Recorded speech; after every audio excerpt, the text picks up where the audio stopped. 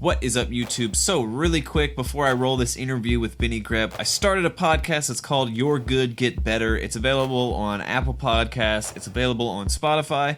And it's obviously in the link in the description. So I'm about to roll the newest episode that just came out. I'm going to roll a snippet of it. It's me chatting for like 2+ hours with Benny Greb. Part 1 is live now, but if you're listening to this, several weeks in advance, both parts, all 2 hours, are available for you to listen to.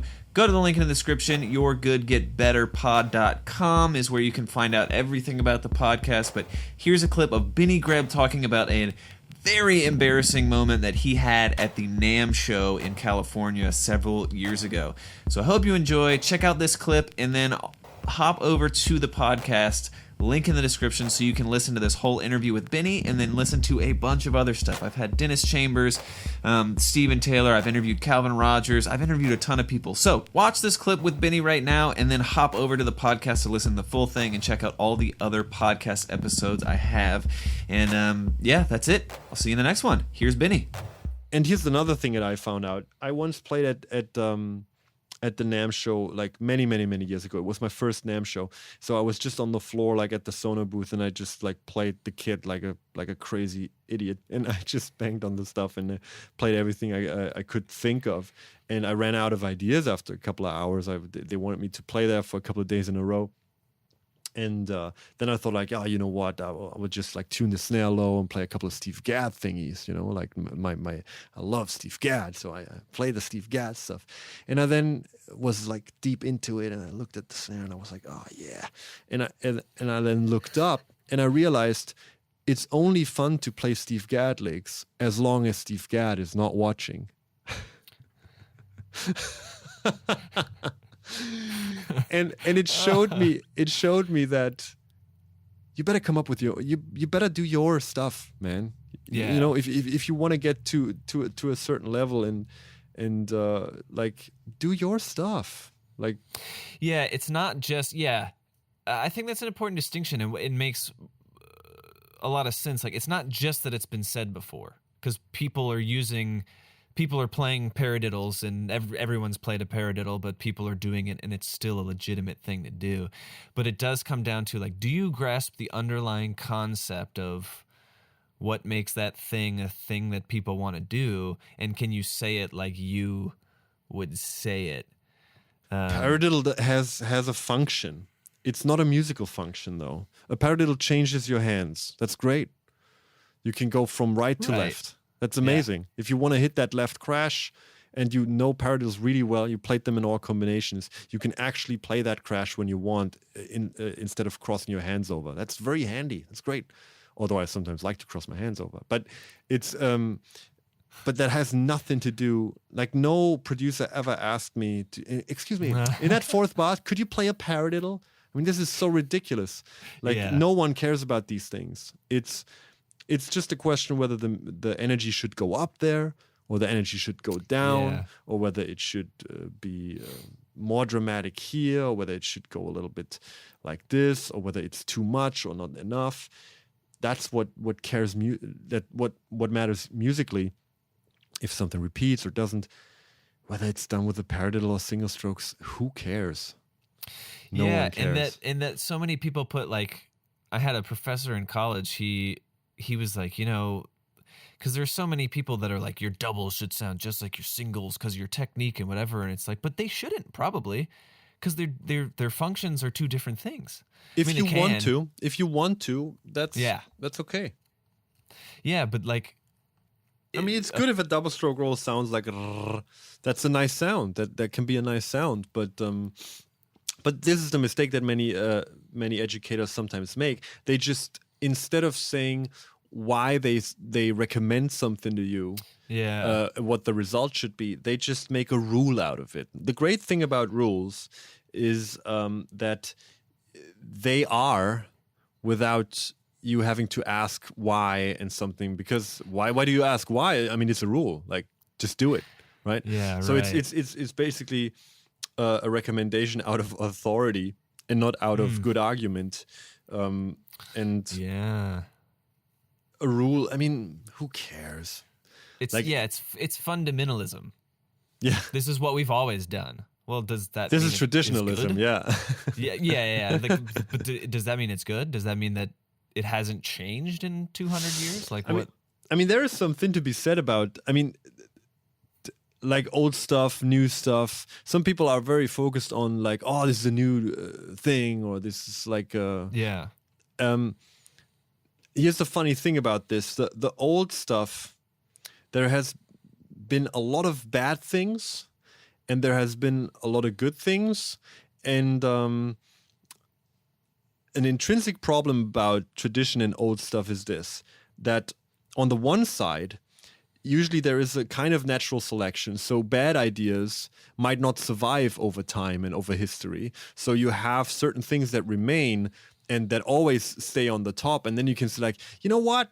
There has to be something to it. There has to be something good. If everyone for over so many years thinks it's a good idea, that sparks at least, or should spark someone's interest to be like, let me figure out why that is the case. Yeah. And that's I think that's reasonable to think like that, to be like, I will not discard that. I will not like be like, that's old stuff, but it's like, okay, there's something to it. Now, the problem with old stuff is it might be not applicable to today, though. It might be applicable to a different time. Maybe not. Maybe it does. I don't know. So you have to find that out. Now, the problem with new stuff is that this selection process hasn't happened yet. There will just be a lot of good stuff and a lot of bad stuff, and they all look the same at first glance. Now, what some people then do is they say like, I don't want to take that risk. I will take the safe old stuff that survived and will only talk about and associate with that stuff because that's my safest bet.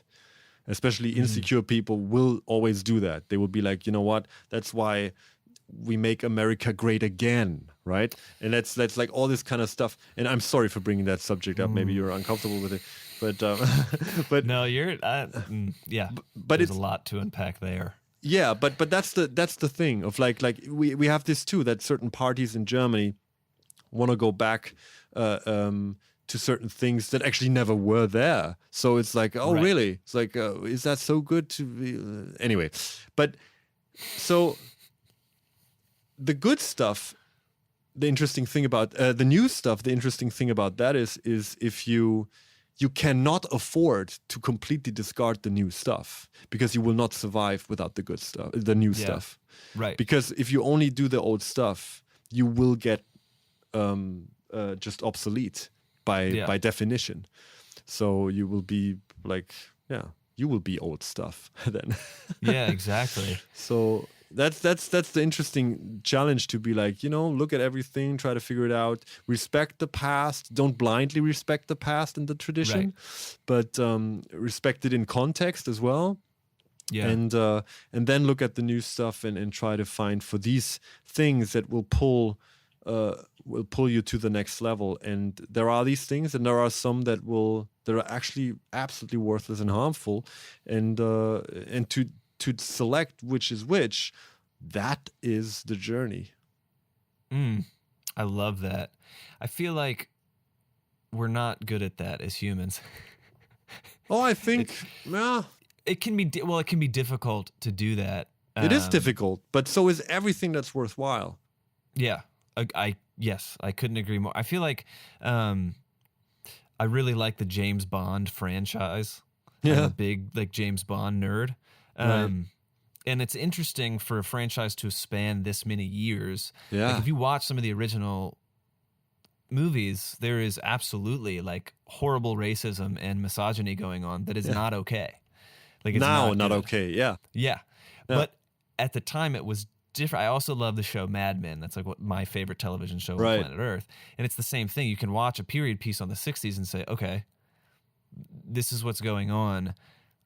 And taking it in context, you do have to wrestle with, okay, this movie that was made in the late 60s, this is what was going on. You can still like the parts of it that are likable while Yeah. acknowledging the fact that, like, well, not all of this is okay. And I feel like we have a hard time these days it's got to be all or nothing. Either this is good or this is bad, period. Yeah, this would be tough if this would be the case, because you lose a lot of lessons that way if you really do that. Yeah.